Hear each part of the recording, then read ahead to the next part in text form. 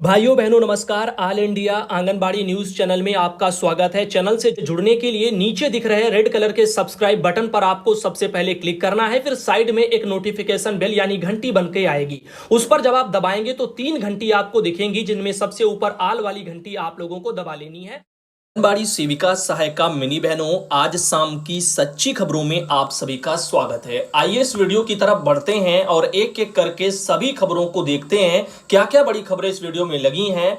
तो भाइयों बहनों, लाइक जरूर करना, कमेंट करना, शेयर करना, ये आप करेंगे तो हमें खुशी मिलती है आपके लिए और बढ़िया बढ़िया जानकारी लाने के लिए। तो सबसे पहले आपको बता दें, पिछली बार जिन्होंने पीईटी का एग्जाम नहीं दिया था या फिर भर नहीं पाए थे, तो अब वो सबके लिए एक बढ़िया सी खुशखबरी है कि इस बार देखो, हर साल पीईटी की परीक्षा होगी। आप सबको पता है पीईटी का मतलब क्या है, प्रिलिमिनरी एलिजिबिलिटी टेस्ट, जिसको हम प्रारंभिक अहर्ता परीक्षा बोलते हैं। तो 2021 वाला हो चुका, एक साल के लिए देखो ये वैलिड होता है, इसके बारे में पहले आप सबको बताया जा चुका है। अब 2022 जो अब ये चल रहा है, इस साल जो पीटी के एग्जाम के लिए आवेदन हो रहे हैं, तो आप सब अगर देना चाहते हैं तो ऑनलाइन आवेदन कर सकते हैं। तो आप देख रहे हैं ये लेटर हमारे पास आ चुका है उत्तर प्रदेश अधीनस्थ सेवा चयन आयोग लखनऊ से। तो उत्तर प्रदेश की बहनों, आपको बता दें कि ऑनलाइन आवेदन शुल्क जमा करना प्रारंभ होने की जो तिथि है वो आपकी 28 जून से शुरू हो चुकी है। ऑनलाइन आवेदन या शुल्क जमा करना या आवेदन सबमिट करने की जो अंतिम तिथि है वो आपकी 27 जुलाई है। तो इसके लिए आपको 27 जुलाई के पहले आवेदन करना होगा अगर आप 2022 में प्रिलिमिनरी एलिजिबिलिटी टेस्ट यानी कि पीईटी यानी कि प्रारंभिक अहर्ता परीक्षा अगर देना चाहते हैं। यह परीक्षा इसलिए जरूरी हो गई है क्योंकि यूपी ट्रिपल एससी से जो भी भर्तियां आएंगी समूह गा वगैरह के पदों के लिए, उन सब में इसका क्वालिफाई होना जरूरी है, ऐसा यहां पर आप मान के चलिए। शुल्क समायोजन एवं आवेदन में संशोधन की जो तिथि है वो 3/8/2022 रखी गई है, यानी कि 3 अगस्त रखी गई है। तो जो भी संशोधन होगा आपका बाद में, तो वो 3 अगस्त तक आप कर पाएंगे। लेकिन आपको संशोधन को बिल्कुल भूल ही जाना है, पहली बार में ही जो भी भरना है उसको अच्छे तरीके से भरना, और अपने आप ना भर करके आप किसी कैफे से जाकर के भरवा सकती हैं, जनसेवा केंद्र पर जाकर के भरवा सकती हैं। जो इस तरह के फॉर्म भरते हैं उन लोगों से भरवाएं तो ज्यादा बेटर रहेगा। अब इधर देखिएगा इसमें क्या क्या है। विशेष कथन में यहां पर लिख करके क्या आया है कि यहां पर उपयुक्त विज्ञापन के सापेक्ष आवेदन व शुल्क जमा करने की जो अंतिम तिथि है वो 27 जुलाई है। यहां पर इस तिथि के बाद कोई आवेदन या शुल्क स्वीकार नहीं किया जाएगा। अगर आप इससे पहले कर लेते हैं तो बढ़िया है, अगर बाद में सो करके आप उठ करके आ रहे हैं तो फिर वो आपका किसी काम का नहीं। पिछली बार की तरह इस बार भी आप बेकार हो जाएंगे। अभ्यर्थी अपने आवेदन पत्र का प्रिंट आउट तब तक नहीं निकाल सकेगा जब तक कि उसके द्वारा जमा शुल्क का समायोजन बैंक द्वारा नहीं कर दिया जाता। अतः अभ्यर्थी द्वारा बैंक से शुल्क का समायोजन 27 जुलाई तक अथवा उसके पश्चात विलंबतम 7 दिन के अंदर अर्थात दिनांक 3 अगस्त तक अनिवार्य रूप से करा लिया जाए। इस अवधि में अभ्यर्थी अपने आवेदन पत्र में अनुमान्य विवरण को संशोधित भी कर सकता है। तो जिस दिन भरवाना उसी दिन पेमेंट हो जाए तो पेमेंट करवा देना, जो भी आपकी परीक्षा शुल्क जो पड़ती है इसमें। तो अब देख रहे हैं इसमें आगे उन्होंने क्या लिखा हुआ है। तो ध्यान देने लायक बात इसमें है कि यहां पर उक्त शासनादेश के क्रम में उक्त तिथि अर्थात 20/11/2020 के पश्चात उत्तर प्रदेश अधीनस्थ सेवा चयन आयोग की परिधि में आने वाले समूह गा के समस्त पदों पर चयन के लिए चयन संबंधी कार्रवाई द्विस्तरीय परीक्षा प्रणाली के आधार पर की जाएगी। यह स्पष्ट किया जाता है कि द्विस्तरीय परीक्षा प्रणाली उक्त शासनादेश की तिथि अर्थात 20/11/2020 इसके पश्चात विज्ञापित किए जाने वाले पदों हेतु मान्य होगी। वह जो पद उक्त तिथि के पूर्व विज्ञापित किए जा चुके हैं उनके सापेक्ष चयन की कार्रवाई संबंधित विज्ञापन में उल्लिखित प्रक्रिया अनुसार ही होगी। तो देखिए अब यहां पर ध्यान देना, जो भी भर्तियां आगे आएंगी, आप अगर ये क्वालिफाई कर लेंगे तो आप उसमें फॉर्म डाल पाएंगे। उदाहरण आप ले लीजिए, जैसे कि आपका भी लेखपाल वाला एग्जाम हुआ था, ऐसे बहुत से होते हैं जो राज्य लेवल पर आपके उत्तर प्रदेश में, उनमें इसके बाद ही आप अप्लाई कर पाएंगे। तो इस बात का आपको ध्यान रखना है। फिलहाल के लिए आप देख रहे हैं इसमें लिखा है ऑनलाइन आवेदन के लिए, यहां पर आप देख रहे हैं, यहां पर अभ्यर्थी को सूचित किया जाता है कि प्रारंभिक अहर्ता परीक्षा पीईटी ये आपकी 2022 वाली आयोग की वेबसाइट यहां पर दे दी गई है upSSC.gov.in। कौन सी वेबसाइट है? upSSC .gov.in इस पर ऑनलाइन आवेदन किए जाने होंगे और कोई भी आवेदन ऑफलाइन स्वीकार नहीं होगा, तो केवल ऑनलाइन मोड में आपको आवेदन करने हैं। प्रारंभिक अर्हता परीक्षा की अनिवार्यता क्या है उस पर भी आप फोकस कर लें। तो इसके 2.1 में यहां पर दिया गया है कि द्विस्तरीय परीक्षा प्रणाली प्रभावी होने के पश्चात उत्तर प्रदेश अधीनस्थ सेवा चयन आयोग की परिधि में आने वाले विभिन्न विभागों के नियंत्रणाधीन भिन्न भिन्न प्रकार के रिक्त पदों पर चयन के लिए इच्छुक समस्त अभ्यर्थी द्वारा प्रारंभिक अर्हता परीक्षा में प्रतिभाग किया जाना अनिवार्य है। साथ ही साथ उल्लेखनीय है कि प्रारंभिक अर्हता परीक्षा 2021 का जो परिणाम है वो 28/10/2021 को घोषित किया गया था, जो कि एक वर्ष की अवधि अर्थात 27/10/2022 तक प्रभावी है। तो जो भी भाई बहन पिछली बार 2021 का पीटी उन्होंने दिया था और वो पास हो गए थे, तो उनके लिए आपको बता दो, देखो एक साल के लिए चूंकि वैलिड था तो आपका 27/10/2022 यानी इसी साल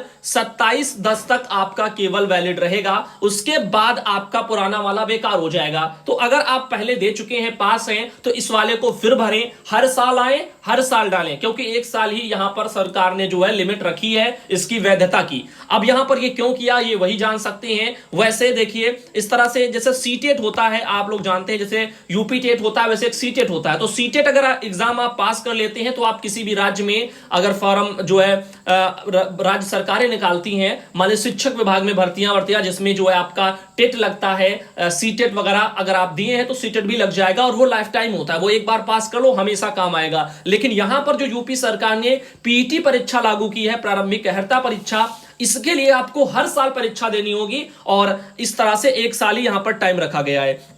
विभिन्न पदों के सापेक्ष चयन के लिए मुख्य परीक्षाओं के आवेदन हेतु विज्ञापन 27/10/22 तक जो है निर्गत किए जाएंगे और इसके बारे में यहां पर सब बताया जा रहा है। बाकी आप देख रहे हैं लिखा है प्रारंभिक अर्हता परीक्षा 21 के परिणाम की वैधता अवधि समाप्त होने के उपरांत मुख्य परीक्षाओं के आयोजन के लिए निर्गत किए गए विज्ञापनों के सापेक्ष मुख्य परीक्षाओं हेतु अभ्यर्थियों की शार्ट लिस्टिंग प्रारंभिक अर्हता परीक्षा 2022 के स्कोर के आधार पर की जाएगी। यदि किसी अभ्यर्थी के द्वारा उक्त प्रारंभिक ऐसे सब लिखा हुआ, तो देखो इससे आप लोगों को कोई लेना देना ज्यादा नहीं है। आपको बस एक बात ध्यान रखनी है, हर साल पीटी का एग्जाम आए, आप हर साल भरें और दें। अगर आप नौकरी के लिए अप्लाई करना चाहते हैं, खास तौर पर यूपी में और समूह ग वाली नौकरियों के लिए, तो इस तरह से आप लोगों को ध्यान रखना है। बाकी अब बात करते हैं अगली खबर पर आते हैं। इसमें एक मैसेज आया है, सर पोषण ट्रैकर पर लाभार्थी फीड करने के बाद नाम दिखता नहीं है, मार्गदर्शन दें। तो नाम न दिखने का कारण कई हो सकते हैं। तो आपका इंटरनेट जो है वो शायद अच्छा ना हो, दूसरी बात सर्वर में थोड़ी बहुत शायद प्रॉब्लम उस टाइम पर जिस टाइम आपने खोला हो, या तीसरा सबसे मेन रीजन है कि आपका पोषण ट्रैकर ही अपडेट ना हो। तो आपको क्या करना है, गूगल प्ले स्टोर में जाना है और अपने पोषण ट्रैकर को अपडेट कर लेना है। बस आपकी समस्या का समाधान समझ लीजिएगा, हो जाएगा। इधर बात करते हैं, निर्मेशवती बहन आती है मुजफ्फरनगर से और इन्होंने कुछ स्क्रीनशॉट भेजे हैं, 7 स्क्रीनशॉट थे, जिसमें उन्होंने कहा है कि ये 15 दिन से पैसा जो लगा हुआ है, ये कब आएगा पता नहीं, इस तरह से। तो देखो इनके ये पैसे जो भी हैं 2020 वित्तीय वर्षों के, 2019 के, इस तरह से कुछ शो कर रहे हैं। अब चूंकि मैंने इस पर बात पहले की है, मैंने बताया है ये जो भी पैसा आपका पेंडिंग में शो हो रहा है, ये पैसा आपका ऑलरेडी आपके अकाउंट में आ चुका है, जिस पर हम बात कर चुके हैं। और मैंने ये भी कहा था जिसको भी इस पर जो है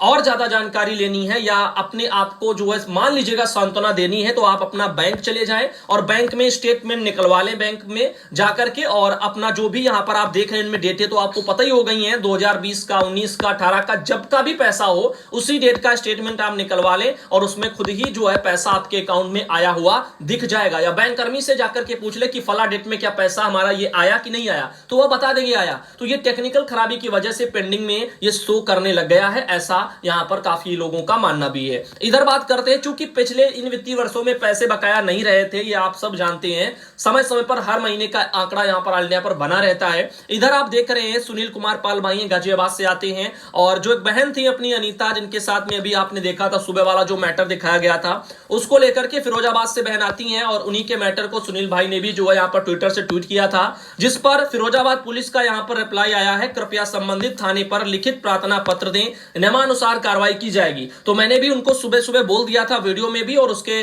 जो अलग से उनको पर्सनल भी बोल दिया था कि जो है आप अपने नजदीकी थाने में जाकर के एफआईआर जरूर दे दें, क्योंकि यूपी पुलिस को मैंने भी ट्वीट कर दिया था। अब उनका भी यही कहना है कि यहां पर किस अपने पहले नजदीक वाले जो थाने हैं वहां पर जाओ, एप्लीकेशन दो, लेकिन वो ये सब दे चुकी हैं। बावजूद इन चीजों के उन्होंने सुबह कहा था कि अभी तक उनके वहां पर कोई भी थाने से नहीं पहुंचा।